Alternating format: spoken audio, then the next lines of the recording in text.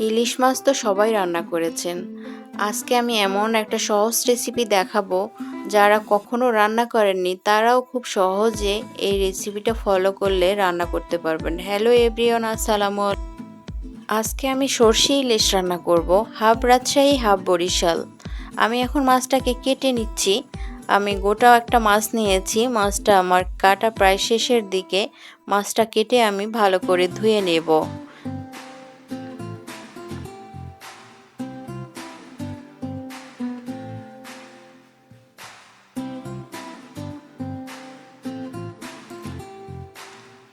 এখানে মাছ আছে ৮ পিস, আর মাথা আছে, লেজ আছে, মোট ১০ পিস বা ১১ পিসের মতো এখানে আছে।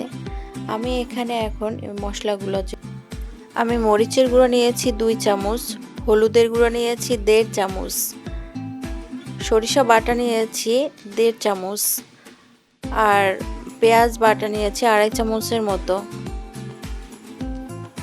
আমি এখন বড় একটা তাওয়া নিয়ে নিয়েছি, সেটার মধ্যে এখন সরিষার তেল দিয়েছি ৩ চামচের মতো।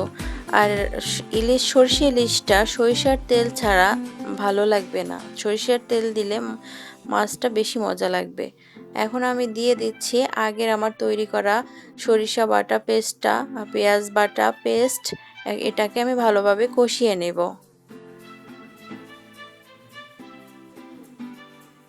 আমার কষানো হয়ে গেলে এ পর্যায়ে আমি মরিচের গুঁড়াটা দিয়ে দিব, হলুদের গুঁড়াটা দিয়ে দেব,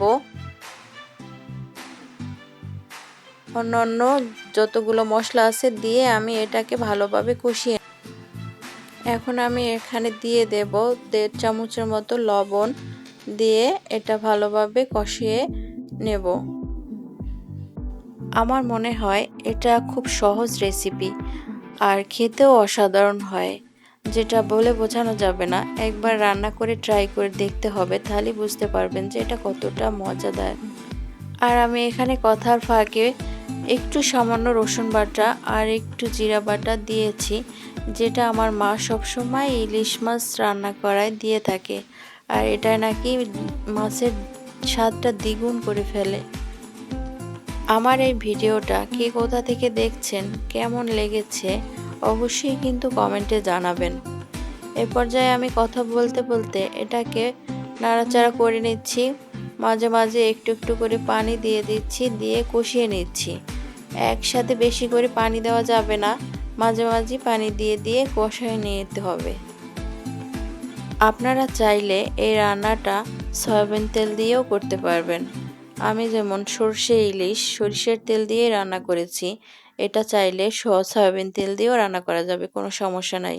কিন্তু সরিষার তেল দিয়ে রান্না করলে মনে হয় স্বাদটা একটু দ্বিগুণ হয়ে যায়, এই জন্য আর কি। এখন আমি পানি দিয়ে ঢেকে দিব কতক্ষণের জন্য, যেন বলক উঠলে আমি মাছগুলো দিয়ে দেবো আস্তে আস্তে করে। প্রত্যেকটা মাছ আমি আস্তে আস্তে দিয়ে দিচ্ছি, দিয়ে আমি কতক্ষণের জন্য ঢেকে রাখবো।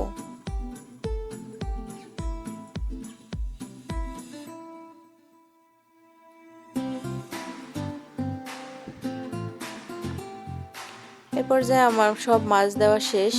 এখন আমি একটা ঢাকনা দিয়ে ঢেকে রাখবো কতক্ষণ।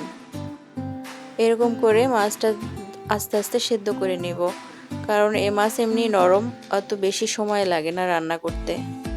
আমার মাছ রান্না প্রায় শেষের পথে। এ পর্যায়ে আমি বিদায় নিচ্ছি, আমি তন্নি। আবার দেখা হবে অন্য কোনো ভিডিওতে। আল্লাহ হাফেজ।